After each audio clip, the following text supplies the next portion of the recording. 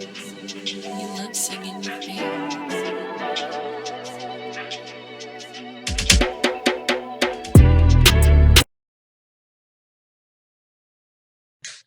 Welcome back to episode 47 of You Not Gonna Like This United States Crash Course Part 1.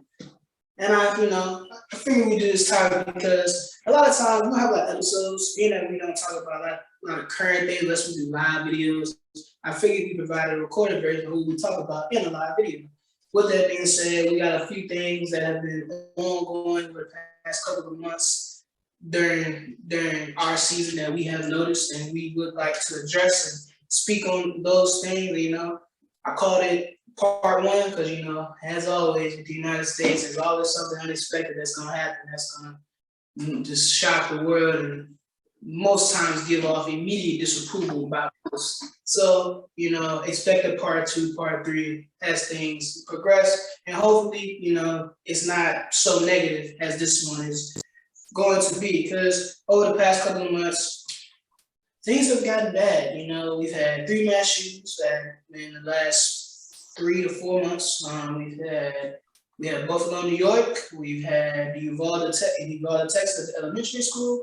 And just yesterday, being it's July 5th, the day the episode was recorded, yesterday we had a shooting at an Independence Day parade in Highland Park, Illinois. Secondly, with that, police brutality is always ongoing, with Jayland Walker being shot 60 times and shot at 90 times in total. So that's definitely a thing we must hit on. Obviously, with Roe versus Wade being overturned, that's a big, massive thing. It's a few other things that have caught my attention that I figured that we need to highlight on. So let's go ahead and dig into it. Before we get into that, as always, this is my guys, Malcolm, PJ. I would say Jordan's a guest, but Jordan's a familiar face and you're not gonna like it. So Jordan, unless you want to introduce yourself and you got some things you want to tell the people, this is your chance. If not, we can go ahead and get into it. Y'all know who I am. All right, you're going with the Kevin Durant approach. I got it. Got you. Understood. Well, let's get into it. So first thing first, we have mass shootings. It's unfortunate to say that this is still something that's very, very prevalent in today's society. I hate to say that I feel like as a whole, we've become desensitized to how traumatic these incidents are for not only ourselves, but for the community that is involved within it. And being that we've had 3 in the past 4 months, something has to be done. And, so far, after hundreds of mass shootings, the Senate finally decided to pass a bill called the Bipartisan Safer Communities Act. And 2 things that I highlighted from the act is you have to background check.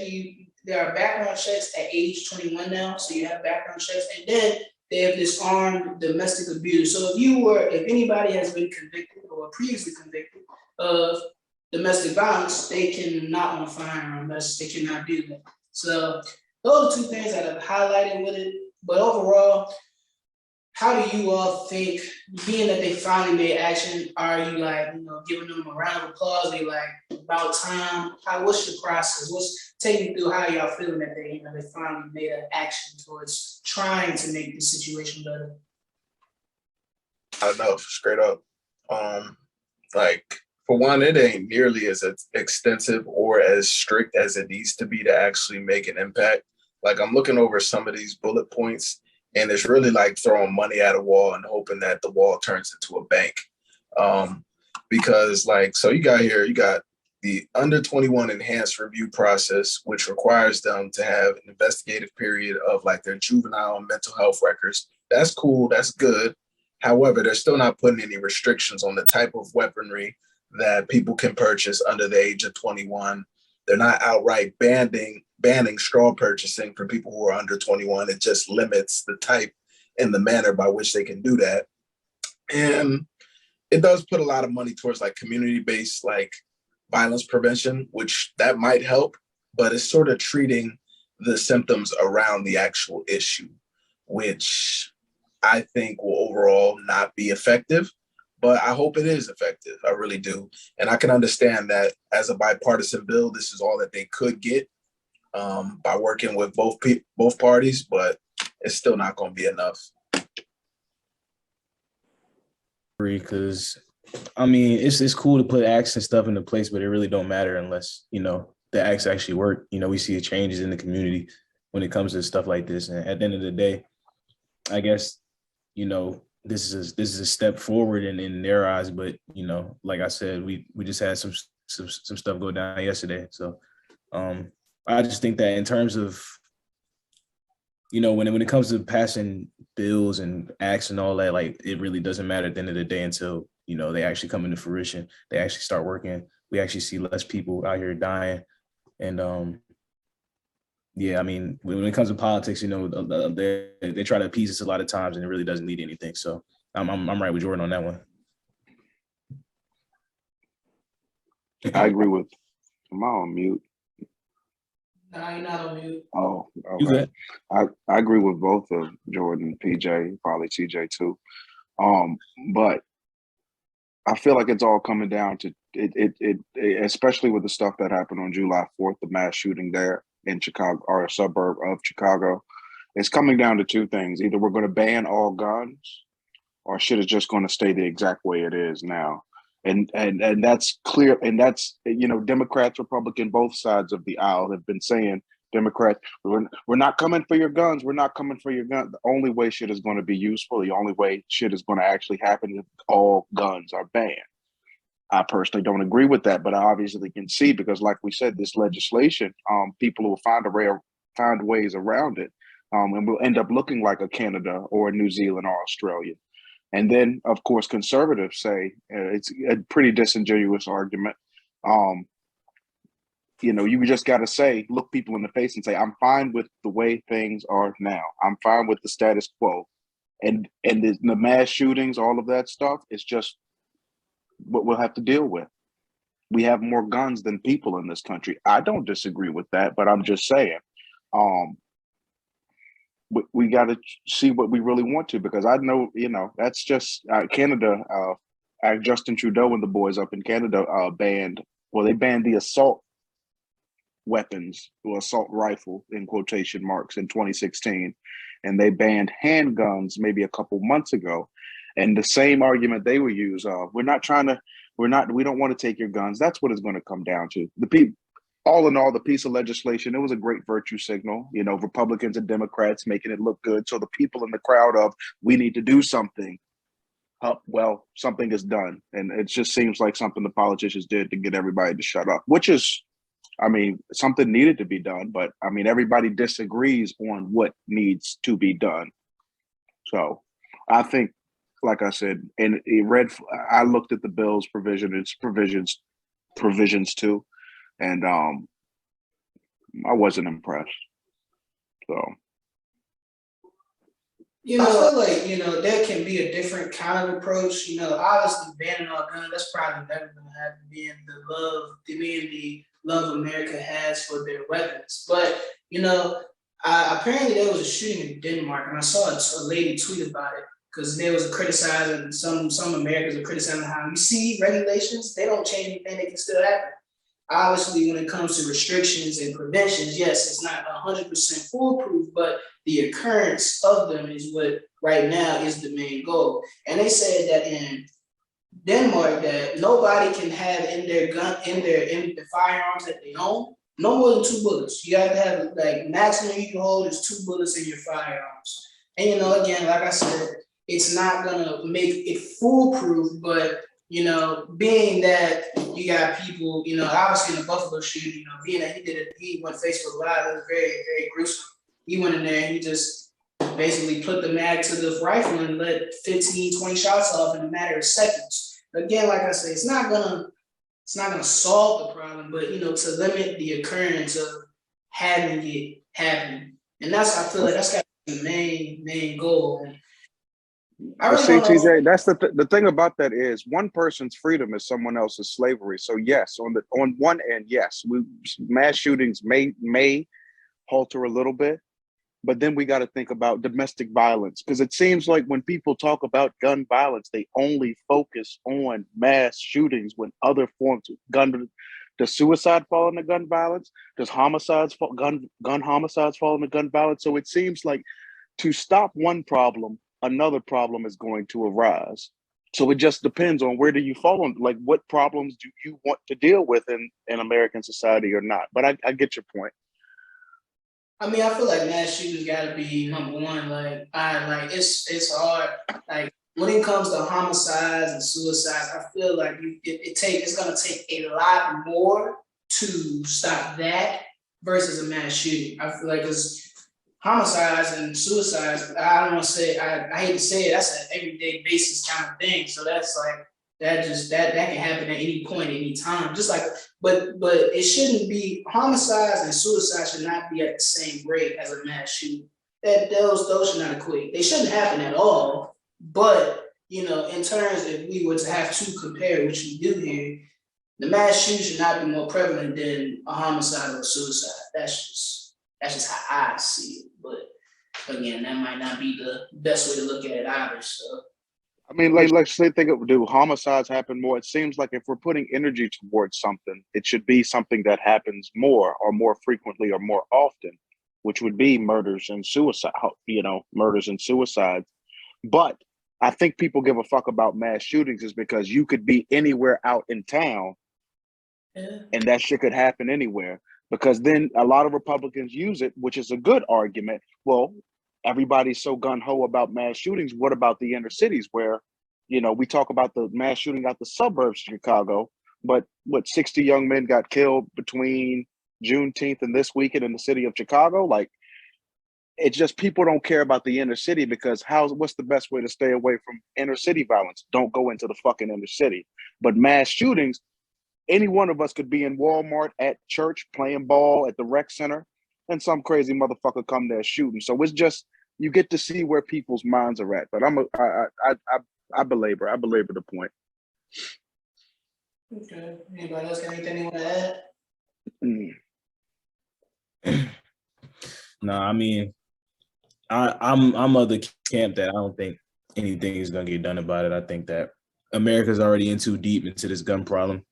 If actions are put in, if acts and laws are put into place to prevent the use of guns, people are gonna find their way around it like they do with everything else.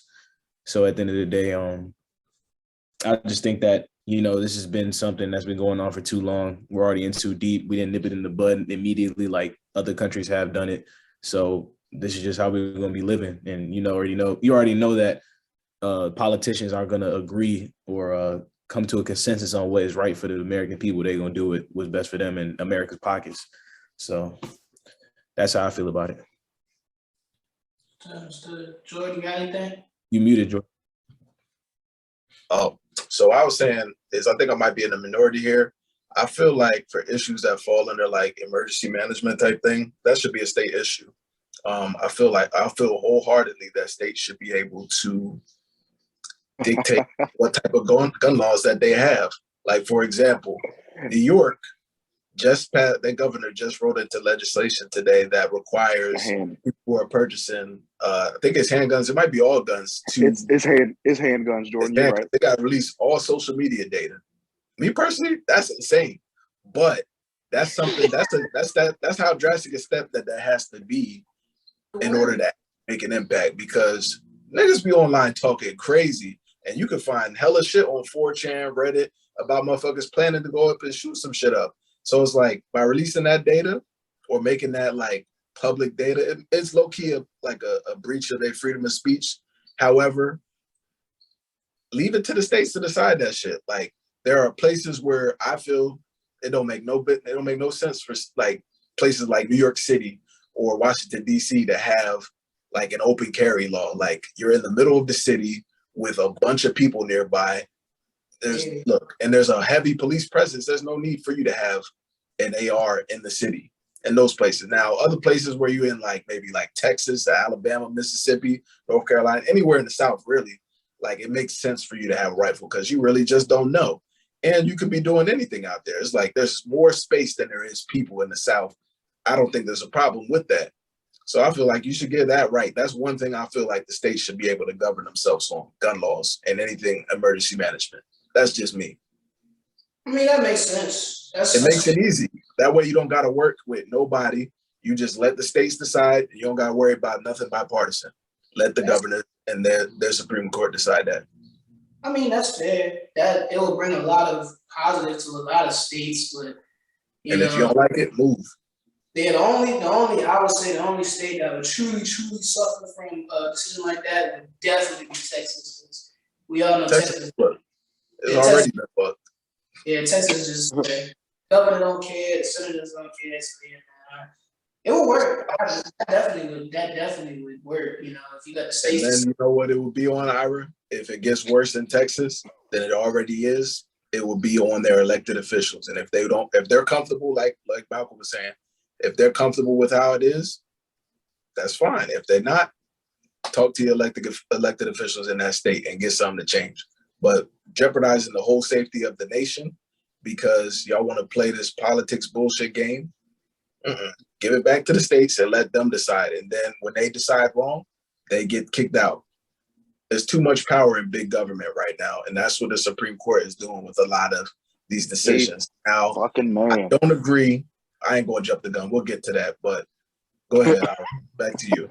We coming. I know exactly where you about to go.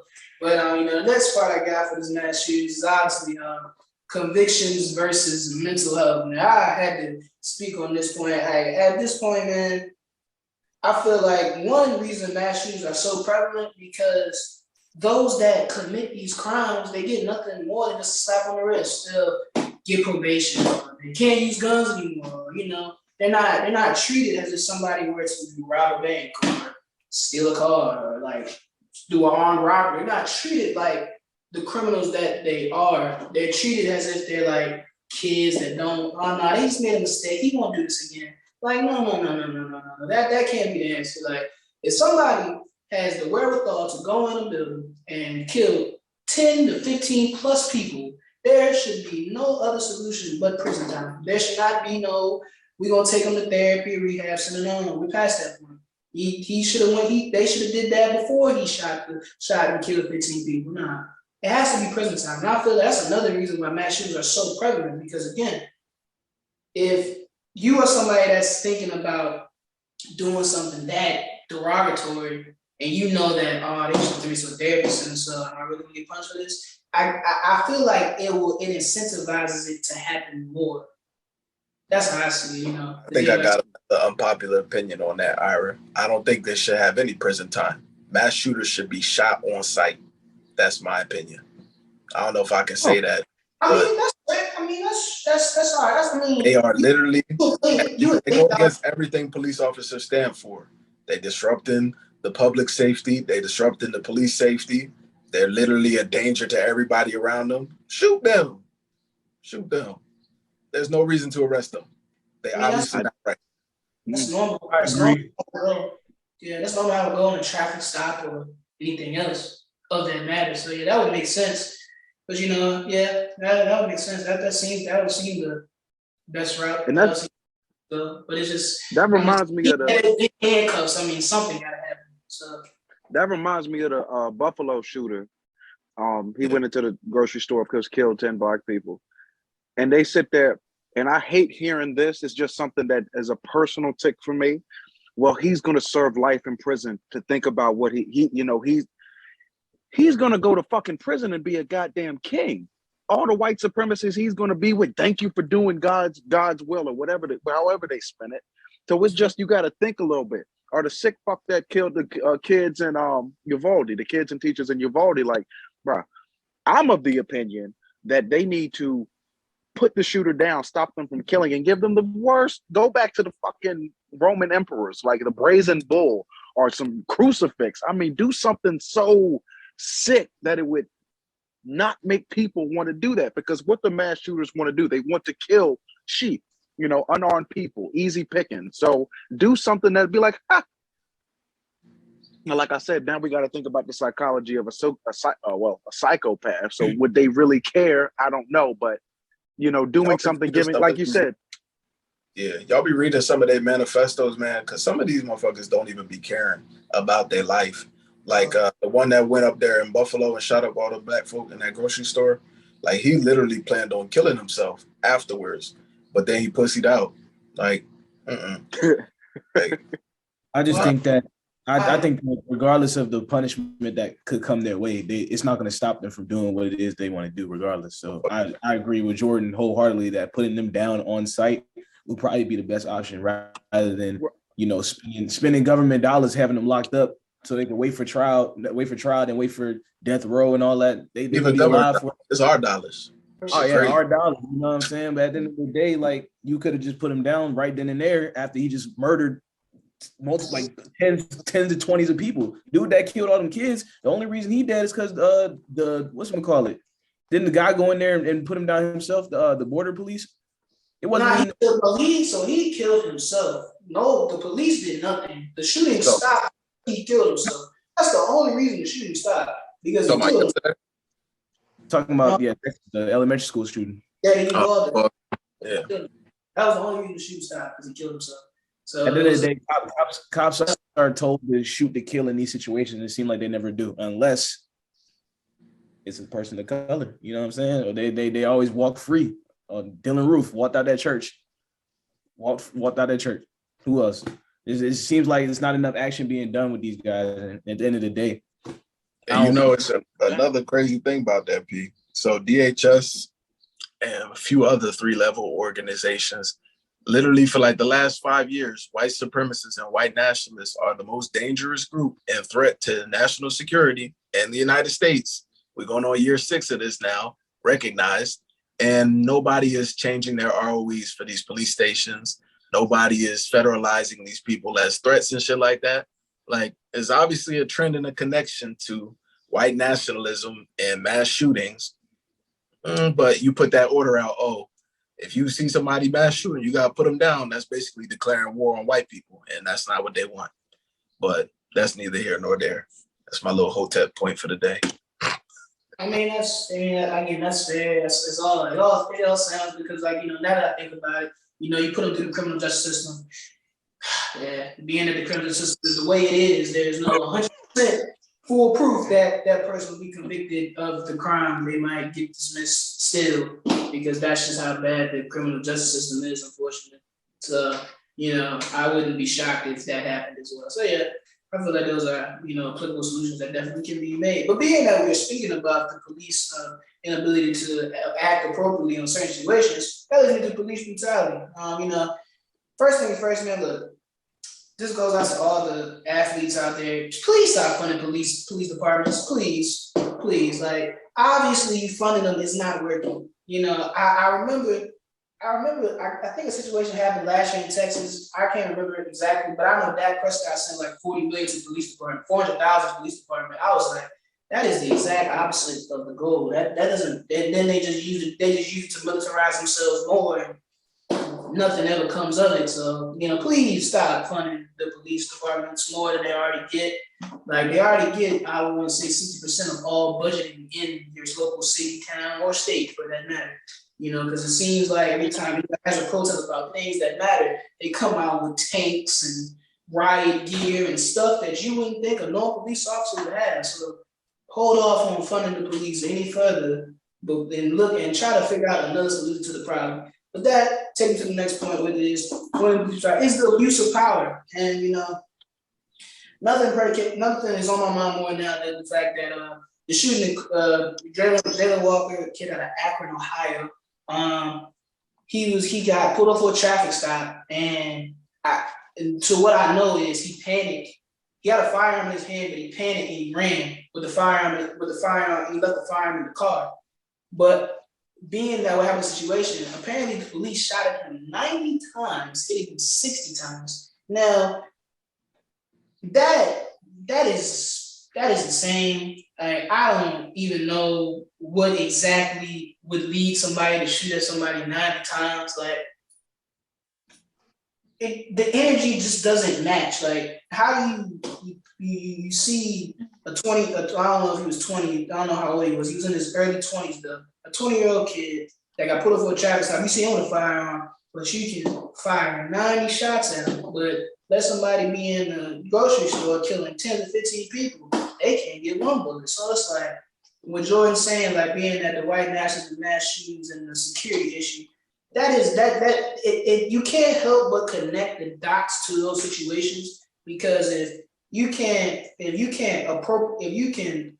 abuse your power to enact on a traffic stop, but you can't appropriate your power to protect the public, you can't, those things go hand in hand. You know, every day I see it, like, you know, even when, you know, people our color comply, you know, they give them the ID, they listen, you know, yet they still getting tased, they still getting thrown down, they still getting treated like they're not people. Like, something has to be done, you know. I know way back in episode 2, you know, Jordan laid on qualified immunity. I don't know if that is still applicable in most of the police departments. I don't know the status of that currently, but something got to be done, man, because it just makes no sense how traffic stops just become so morally wrong. Like, there's no reason a traffic stop is something as simple as speed and turning, somebody getting shot at 9 times, or somebody getting tased multiple times, or getting thrown down with 6, 7 police officers. And now you got laws out here that are trying to be passed that you can't record police officers in your interactions. They're trying to pass a law that prevents that.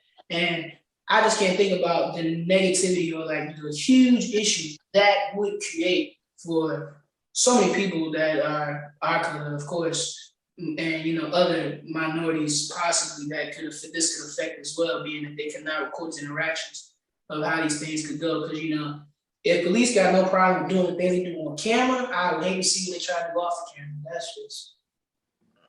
That was just bad. So that's me on the abuse of power. So, you know, what do y'all feel like would be the steps to, you know, fixing the problem here of this? Because, like, obviously it's not changing at all, no matter how much it's happening. Yo, like, that is a lot of rounds.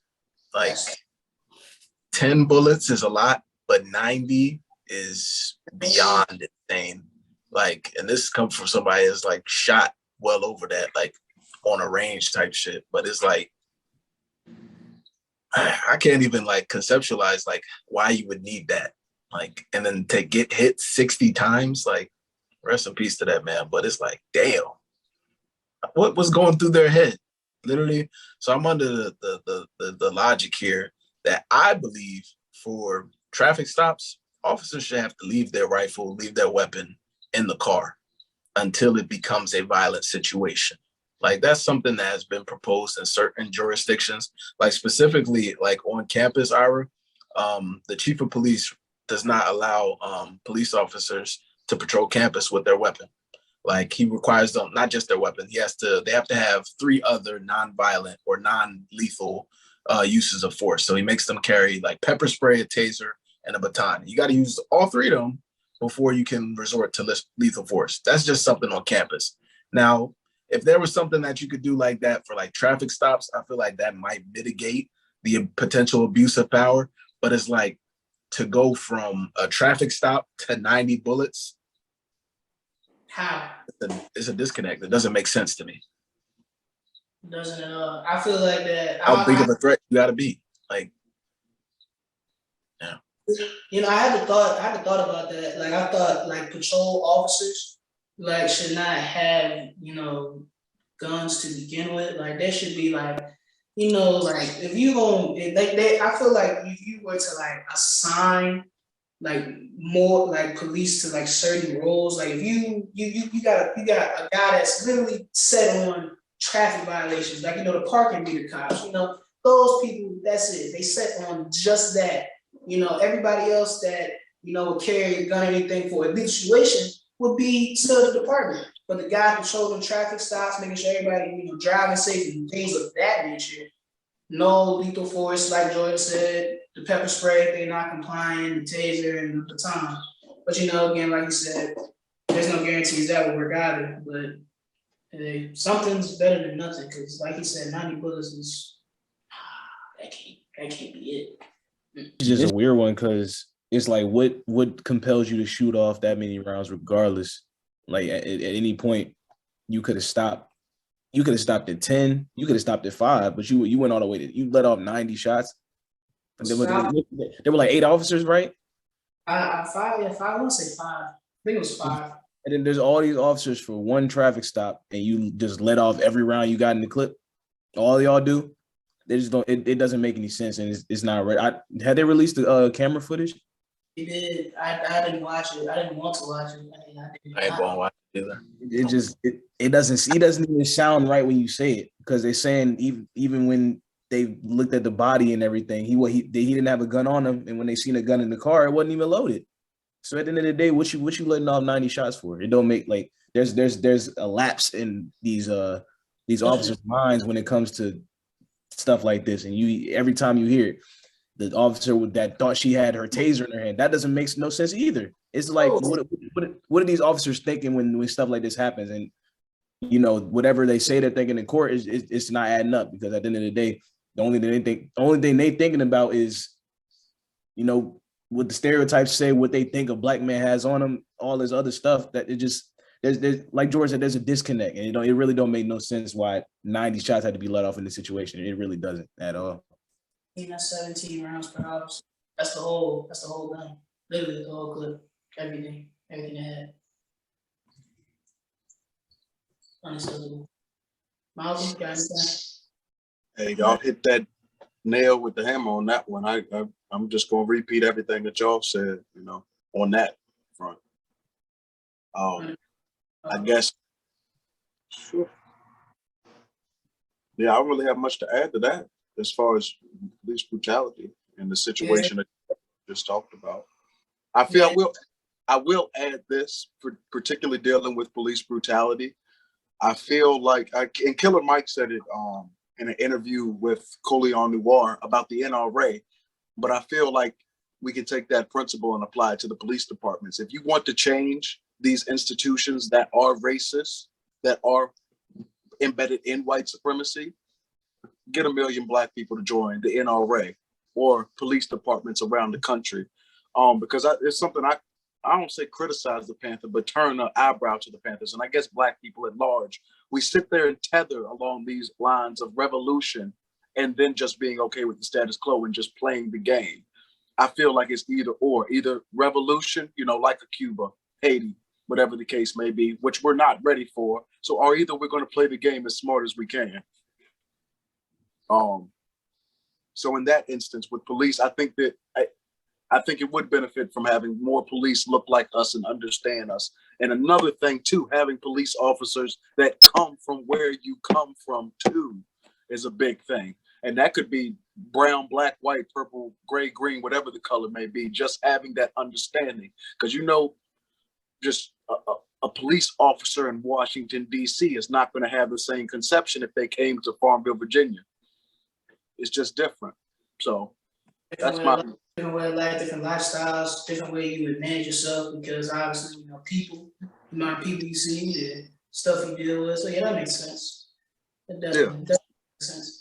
And the next point I have here is defund the police. Now, I chose this one because this is popular. This is something everybody says. But I feel like when it comes to it, we have to, I would say, be definitive in what we mean by it. Because unfortunately, when people hear defund the police, that means take money from the people that patrol the streets, that take money from paychecks. That's immediately what a lot of people's minds go for.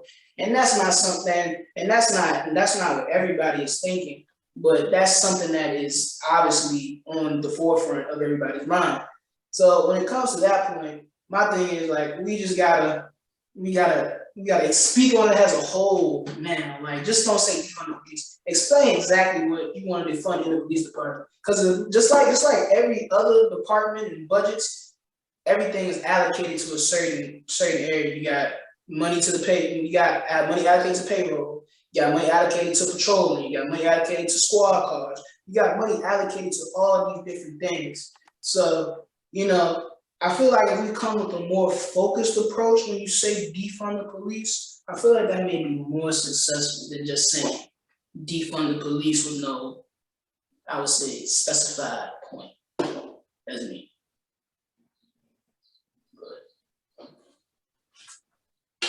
I ain't really got much to say on that front. I mean, Cool. All right. Well, that leads to my third thing here. So this is something that caught my eye, saw it the other day. Apparently this went under the notice of everybody, but now Supreme Court had passed the legislation or overturned legislation. I don't know how that process entirely works, but now your Miranda rights, when people arrest you, you're now under arrest. Anything that you say or will from this point can be used at you in the court of law. So, henceforth, that's how that goes. Now, apparently, that those rights are no longer read to you. They don't, they passed a ordinance that, or a law now that those rights are no longer read to you. So, I feel like I want to speak on this as a disclaimer to everybody. If you get in these altercations where you are about to be, right, where they say they're going to detain you, at this point, being that your rights are no longer read to you, at that point, just. So I gotta correct you real quick on it. It's not that they don't. It's not that they don't read you your Miranda rights anymore. They're still required based on the police. What's the word I'm looking for? Based on their police doctrine or whatever, they're still required to read you your Miranda rights. However, you cannot be sued for not reading the Miranda rights anymore. So it's sort of the same thing, but it shifts the responsibility. You know what I'm saying? I feel you. But in that case, my advice to everybody is if you get in an altercation with a police officer and you hear the words detained, just stop talking. Don't say anything further. Just at that point, just go with what's happening and worry about how you can get out of the situation after that. Because I would hate for somebody to get in that situation where they utter them words detained and then they speak and they saying they think pieces and stuff, and then next is used against them on a later date because of the Miranda rights, the responsibility being shifted now, just to prevent, anybody that goes to situations and prevent them from experiencing that or having it bounce back on them. If you get into altercations, just let it go, quiet down, you worry about it in court, you worry about it wherever the next step is at that point. Don't dig your grave further. All right. Anybody to add that point before we go on? I don't want to speak uneducated. I don't really know much about the Miranda rights joint, so I ain't gonna say nothing if I'm not educated on it. I respect it. That's totally fair. All right, well, that leads to my next thing. Florida. I wouldn't say shocks us once again, but Florida shocks us once again. So now in Florida, and I don't know if this is going to be a basis for the rest of the states that are Republican controlled, but now it is you can be pulled over for if you play your music loud. If your music can be heard 25 feet away, you can be pulled over for that now. So I don't know. I would say being that most people are color blast our music when we're in our cars and we ride down the street, I want to say that law is targeted at us, but then I don't want to just say that and just think it's all a black guy because a lot of people our age especially blast their music when they're driving. But obviously for bad lack of terms, we all can think in the back of our minds that more than likely black people or minorities would be pulled over more than white people for these kind of things. But just a fair disclaimer to those in Florida that see this, or just to be on the lookout if laws like this get passed in Virginia. This is where we are at, Virginia, or that because we now have a Republican governor in Glenn Youngkin now. So in any other states, obviously Greg Abbott in Texas and other states that may have Republican governors or Republican controlled areas, be on the lookout for laws such as this that can really affect you. I don't want nobody to, again, be caught in these very hostile situations that can turn out to be something so simple that can be very hostile. A citation can turn into what we just talked about previously. So just a disclaimer and I'm gonna say alert, red alert for those that are attentive to that. But is anybody has anything on that 25 feet law? I will say, I feel like that's a common ordinance in a lot of different places. It's one of those things where police officers can pull you over for, but they won't, and they usually don't because it's literally a waste of time. They're just going to pull you over and say, hey, turn your shit down. Anything beyond that, like writing a citation, they're literally wasting tax dollars and they're wasting their time. But it can be something that I feel like could be exploited. Like if they feel like they might have somebody that might be doing drugs or some shit like that, and they really need like me. Well, there was also legislation passed to they banned quotas actually, and I think it was Texas Act, maybe Texas. It might have been federal, honestly. Like the quotas that certain police jurisdictions had to meet for like tickets they had to issue or fill. I think they banned that. I can't remember where. I'll get back to y'all on that. But that could be something that they could use potentially to harass people if they needed to meet a quota or something like that. Okay, your music is too loud. Now I smell that. That smells like gas. All right, let's step out the car. Are you drunk? Did you have any beverages today? Okay. Pass this test. You failed it. All right. DUI. Boom. Right as fuck. But that's something that they can do. And that's usually it's that sort of trickle down harassment that they usually follow when it comes to shit like that. And I say it if you won't say it, it feels targeted. Ordinance like these. Not just to Black people, but towards minorities in general. We like to listen to our music loud. And it feels like they really ain't going to use that on nobody else but us. And I feel like, you're giving the police a lot of discretion there. Like, Too much discretion. Like, you're giving guys that have a reputation now for just, shooting at a traffic stop. You're giving them that power to discern whether, is he playing too loud enough? I think I'm 25 feet away. Let me go investigate and things like that. But Jordan did say something about the smell of weed. Now, this applies to Virginia only, but this applies to Virginia only. And July 1st is a statewide year day that in Virginia, new laws are passed. So in Virginia alone, you cannot be pulled over for the smell of marijuana anymore. Just the smell of marijuana alone. Also in Maryland too. Yeah, just the smell. Now look, that isn't that. Just make sure everybody gets that part. So if you smell like marijuana, you cannot get investigated for just that alone. Now, obviously, if you get that doesn't include if you got pulled over for a traffic stop and then they smelled it.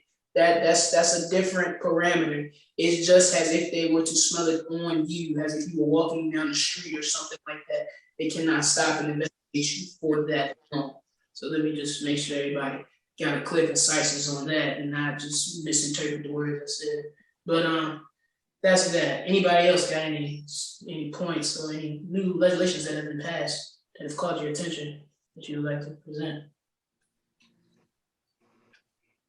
Nah, but I do agree that this one does seem pretty targeted, especially in Florida, where areas like Jacksonville, a lot of those areas that are high on crime, things like that. It seems like they're trying to make a statement, blasting all this music. It really doesn't make sense because at the end of the day, it's just music. But Hey, that's fact. That's how the government do a lot of things that don't make any sense. But hey, we just gotta live with it, I guess. It makes sense.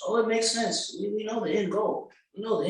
It's just, it makes sense. It makes sense for them, just not to us, why they do it. Speaking of Florida, I did see an incident in Florida where I believe some black kid was in like an all-white neighborhood, and I think, he got his windows bashed out for playing his music. So, and I don't know if that was in response to that incident, but that happened in Florida too. I remember seeing it on TikTok as well. So, all Floridians, especially Black and minority Floridians, be safe at all times because things can go south really quick for you. But now that leads me to the final thing we have here, Roe versus Wade. I have to talk about this one. Obviously, this is a landmark case and it's affecting women everywhere, and it's affecting women faster than I anticipated it happening because I saw this the other day. Apparently, this is new. This is news being that I know this, but apparently Chloe Bailey, one of the up and coming artists, was having a child, but her child had died in the womb before it even got to the point of birth or anything like that. And she was in the process of having her child aborted. But due to the overturning of Roe versus Wade, she could not seek the help she needed. And now she has to be forced to give birth to a child that is going to already be passed away, which makes absolutely no sense. But that is just a start of the things that can affect women everywhere, because people have to know, and I feel this is not common knowledge, but abortions are not just to terminate pregnancy. Abortions save lives, as in I can't think of all the terms of that I'm gonna say. I know septic uterus. I know I can't think of it. There's a few certain pregnancies that go wrong. I wish I had the terms on my mind. I can't spew them out, but I know that there's a few instances where pregnancies that go wrong, the only way to save a woman's life is to have an abortion.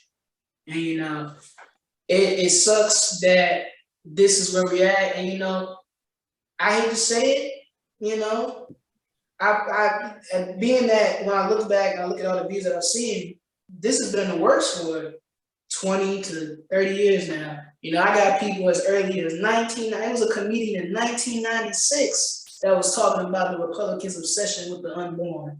And Rosa Parks, when Clarence Thomas got nominated or signed to a Supreme Court judge, I don't know what year this was, Rosa Parks came up with a statement and said that she feared that guys like Clarence Thomas would be responsible for overturning Roe versus Wade. Well, here we are. He's one of the forefronts of that matter.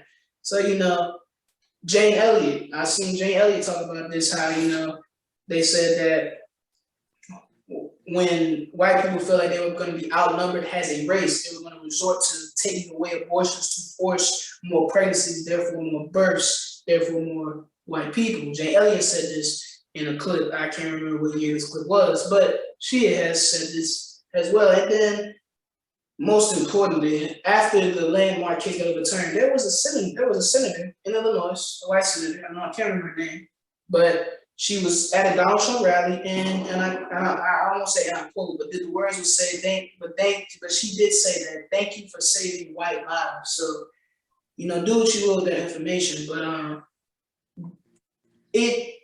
this leading to the question is, was the overturning of this case, protecting the unborn, or was it all about white supremacy after all?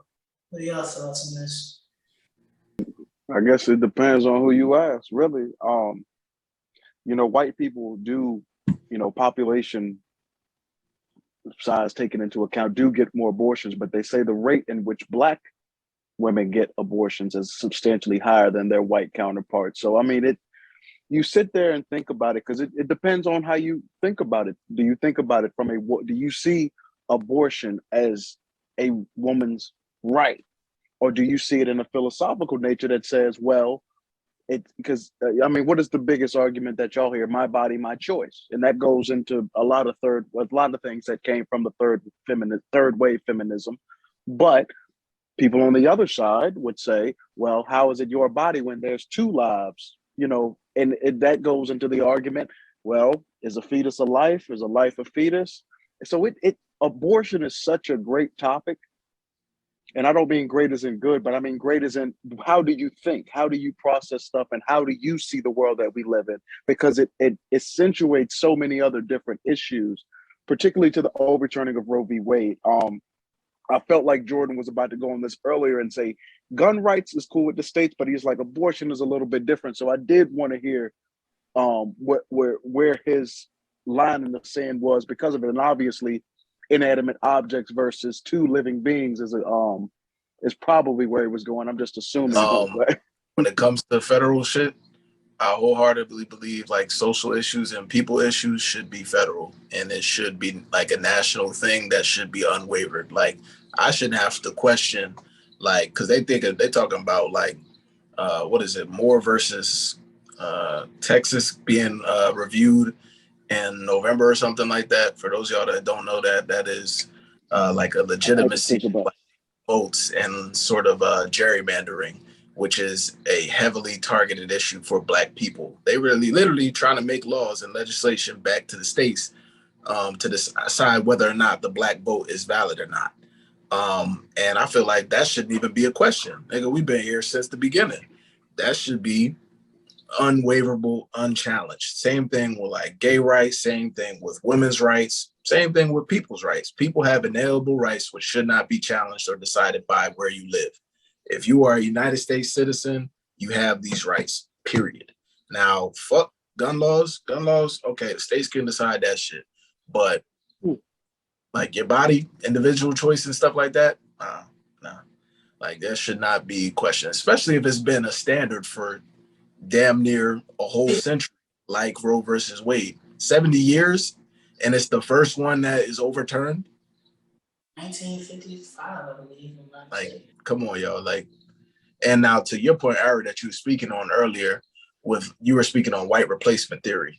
It's also two different theories: white replacement theory, and then it's also an accelerationism theory, where white people have a detrimental fear that minorities will replace them in this country and become a majority at some point, which, based according to census data, is going to happen at the earliest of 2056 or something like that.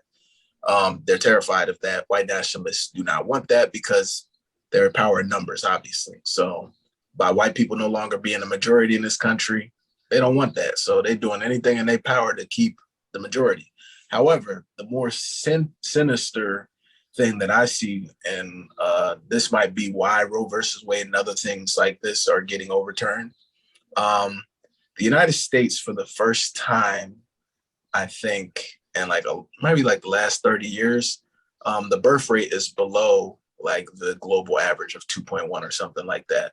We're not having enough babies to replace the workforce, and that's bad for business. America is a business. So by banning abortions and giving that right back to the states, they are ensuring that more people have children to replace the labor force and ensure that capitalism can continue. That's my theory, but the numbers really do associate with that. People not having kids because you can't afford shit out here. Like, man, niggas is not fucking. Well, they fucking, but we is not keep.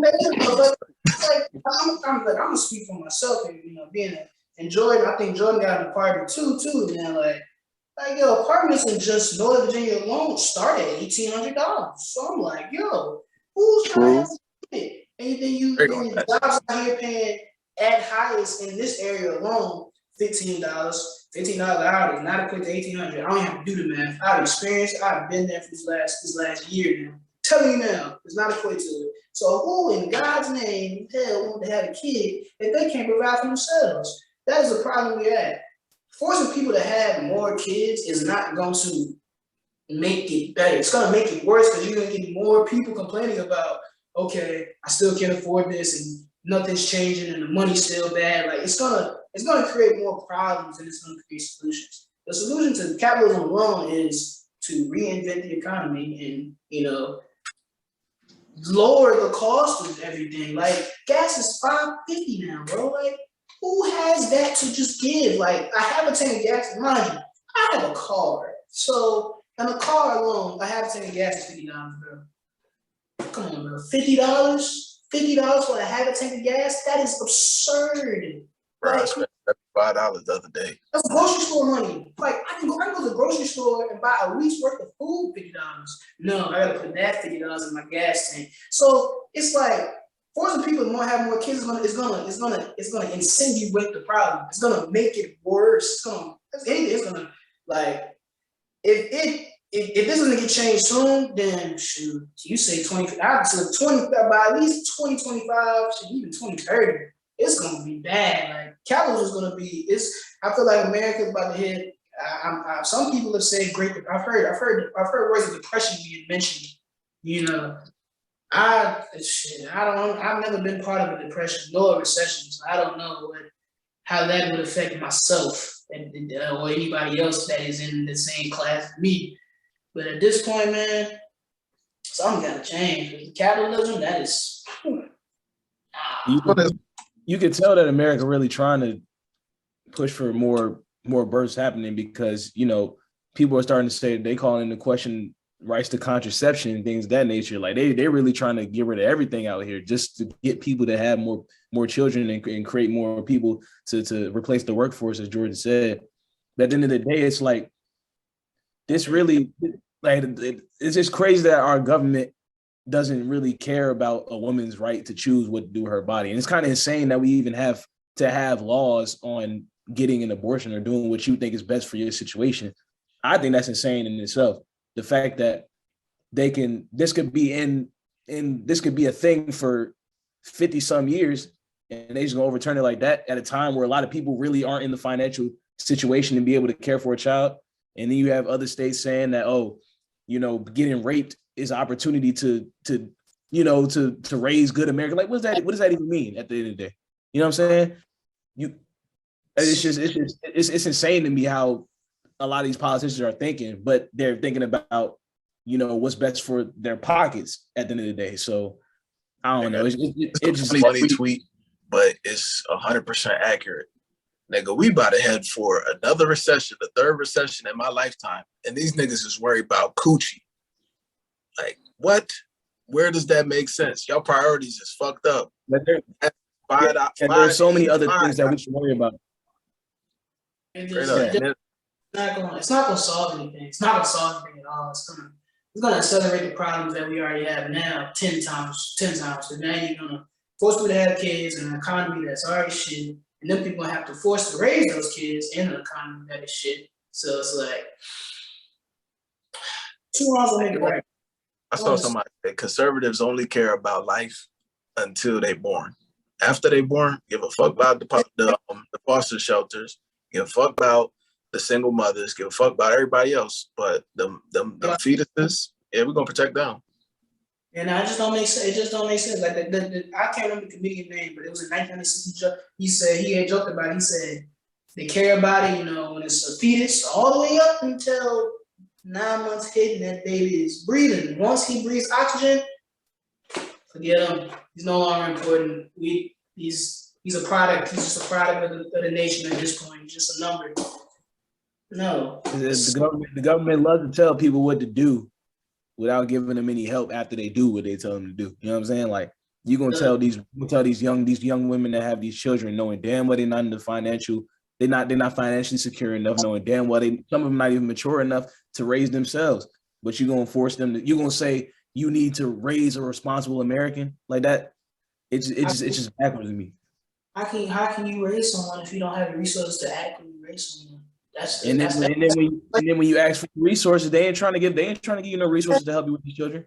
Exactly. I just feel like we just gotta everything gotta be reworked. And that leads me to my final point here. I put this within this conversation, and that is term limits. Whew, we got to talk about term limits, man. Look, there is no reason people my grandparents' age should be out here making decisions on my livelihood. You know, Joe Biden is 79. Bernie Sanders is 83. Donald Trump, since we all know he's running for the 2024 presidency, he's going to be 78 at the time he runs again. Joe Biden's going to be 82. This is ridiculous. Like, this is ridiculous. Like, you know, I don't want to say you wish death on anybody. Now, that's not what I'm saying, but the life expectancy in America is only 78. It's really only 78. So, like, these people are living past life expectancy. So, at this point, you having people that are not even going to be around 20 to 25 years from now facing the repercussions of their decisions. And people think, oh no, this is just the new generation speaking these things. And let me present a fact for you. Thomas Jefferson, third president of the United States, way back in 1820, whenever that was, he said in the 1800s that every 20 years, the Constitution should be amended to help the current generation, so that dead people don't rule over society 200 years later.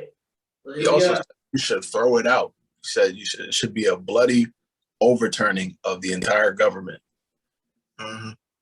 Because he said it when he was in France during the French Revolution, the first French Revolution. So that's the context for it. Yeah, okay, that makes sense. Then why he said bloody overturning, because the French Revolution was definitely right. Mm-hmm. And it makes sense. I mean, like, we still abiding by laws and legislation for niggas that didn't have no Wi-Fi, had muskets. Like, bro, can you imagine telling George Washington about Facebook?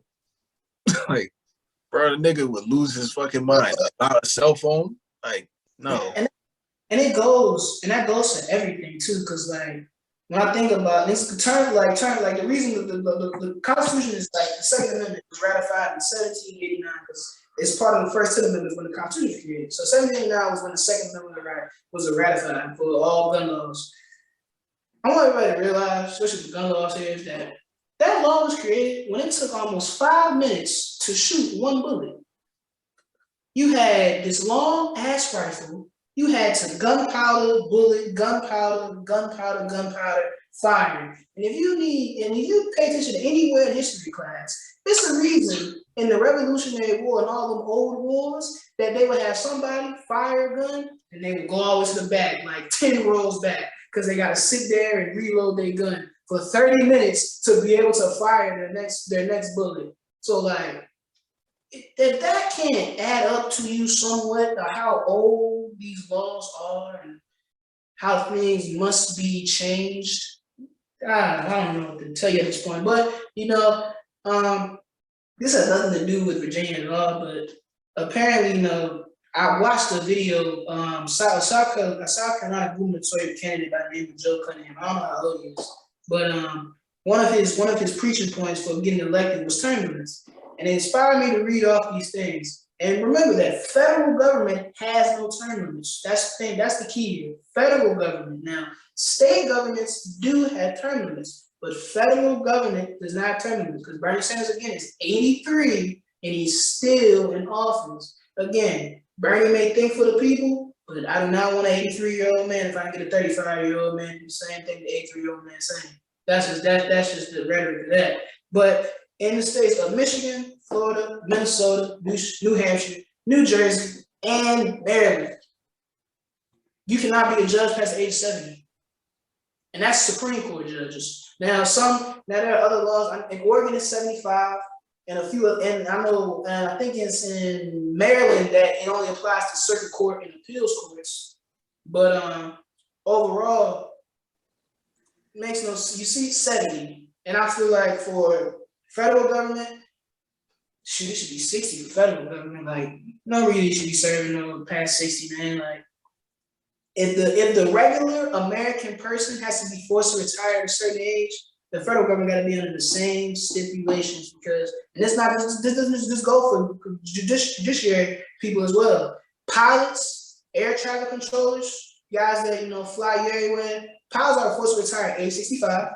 Air traffic controllers are supposed to fire at age 56, 61 in some provisions. So just know that this affects, it's not just it's for everybody because it's just for the safety of everyone involved. Because can you imagine somebody 85 directing a plane, trying to signal a plane in? Come on, bro.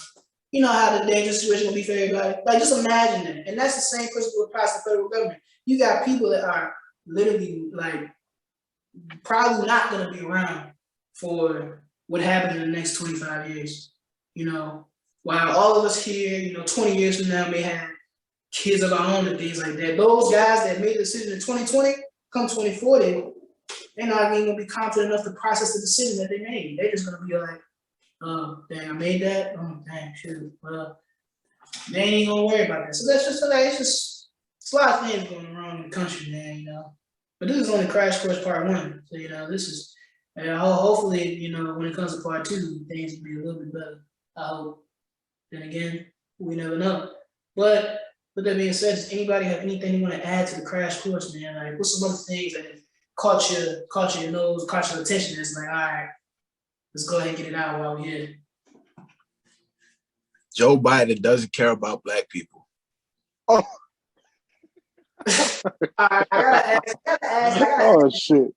All right, so I need to know, I've heard a lot of people say this, but I need to know, because I'm trying to figure out, I don't know how you got elected, because it's weird. It's weird. I think about that a lot, because a lot of things when it comes to gas prices, that's happening because we still fighting a war that we ain't got no business fighting. I'm all for fighting for the freedom of others. That's cool and all, but when you got problems in your own borders that you can't contain, the fighting for the freedom across the sea got away. We got to worry about what's going on in the four borders. We got. So you don't stand with Ukraine, TJ? You don't stand with I Ukraine. do. Let me stop. Let me stop. I'm just fucking with you. I'm fucking with you. Don't get me canceled on here. Don't get me. Yeah.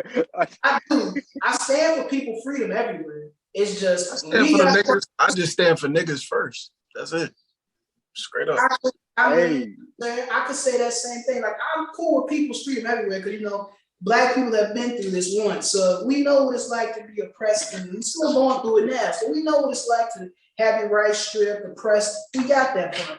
But the only problem is we fighting over there, but we got problems here that we need to concern ourselves with. And now, because we're fighting problems over there, you know, like I said, it's free Brittany Griner, because Brittany Griner, I feel like right now, she's being held in Russia because of what's going on in the US with Russia. I think because US and Russia are in conflict, and Russians know how big Brittany Griner is for America and women's sports everywhere, especially basketball, most importantly, they're holding her hostage. She's going to trial in the next 2 weeks, I believe. She can face 10 years for something as simple as carrying marijuana in Russia. Now, if you want to be one of those, you know, assholes and get up here and say, oh, she should have obeyed the laws and this, that, and the third. All right, man.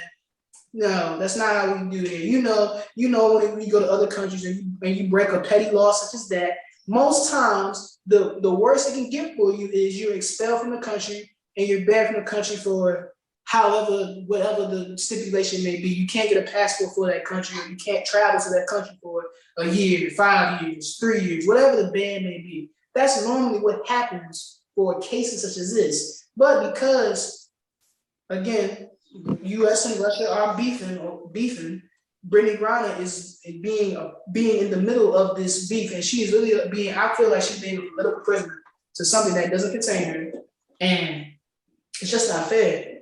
And people got here writing Joe Biden, trying to tell him, hey, Joe Biden, you need to do it. And, you know, I hate to say it, man, Donald Trump got his rapper from Sweden. And, you know, Joe Biden, you got to do the same thing, man. You got to do the same thing. Because people saying bring Trump back. I'm against that. ASAP and Kodak. All right. People saying bring Trump back. Oh, don't do that, please. Bro. Oh, no, don't bring that nigga back. Don't bring him back. But Joe Biden, look, if Trump, being the white supremacist he is, can go out here and free these Black people from these other countries for crimes they committed, there is no reason you should have to do the same thing. There is no reason. There's no reason. I don't like using Trump as a reference, but at this point, you got to use a reference. You got to free Brittany Griner. There's no reason she should be in prison. She's been in prison. She's been locked up for 3.5, 4 months now, if I'm not mistaken. Even the unprecedented part about that whole shit is that's an American, yo. Not even like not in like an intelligence operative or anything. That is an American citizen that is being held captive in a foreign country. Like, that's usually one of the things that Republicans is all gung-ho about. Bring them home. But when it's a Black woman, hey, shoot. Look, I ain't heard a peep from Fox News, but let that have been goddamn fucking let it have been Scarlett Johansson or somebody. First flight back, first class. Shoot a roll with Vladimir. Swear to God. Look. Hey. That's just that. Much is that. But anybody else got anything? While we're here. I was dead serious about what I said. I mean, I'm feeling you. I don't judge you. I don't judge you for what you said. I think it's really Griner got to be free. No jokes. It has to be. This is ridiculous at this point. But PJ, Malcolm, y'all got any laws, anything that's caught your mind that you want to speak on now? I don't got nothing, man. I wholeheartedly agree with what Jordan was saying, bro. With that being said, you know, we're coming to that point. Here we go. All right. So now, I think that concludes everything for what we have today for episode 47. Next week is episode 48. Who interviewing? 49 is Aaron. 50 is 50. Who is 48? 48. Hold up. I apologize for the inconvenience. I forgot it was 48. I normally never forget. I normally have this drilled in my head. 48. Actually, we don't. Actually, I don't know what 48 is going to be right now. We're still getting that in the works, so I cannot tell you who interviewing it actually. So, with that being said, tune in next week to the episode. You know, tune in week. Hopefully, we have that 48 for you when it's available immediately.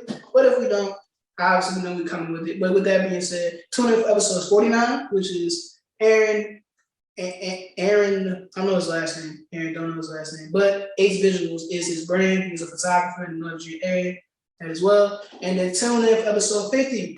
Again, like I say, 2-year anniversary of You're Not Gonna Like This. We came a long way from episode 1 to Corona in sports to number 50. So we came a long way. We talked about interviewing a lot of people. Stay tuned for that. Got a lot of things going on for that. Got a couple lists. I gotta rank my top interviews, my favorite episodes, and what we got coming for the next 50. So just stay tuned for that. But as always, I appreciate Jordan for being a part of You're Not Gonna Like This again. I mean, he's not really a guest. I don't know how he feels at this point. He's not really a guest to us anymore. But he's a guest to you guys. He's not on the regular show as much. But that's all I got for y'all today. As always, your host, Hour, signing off, and see y'all soon.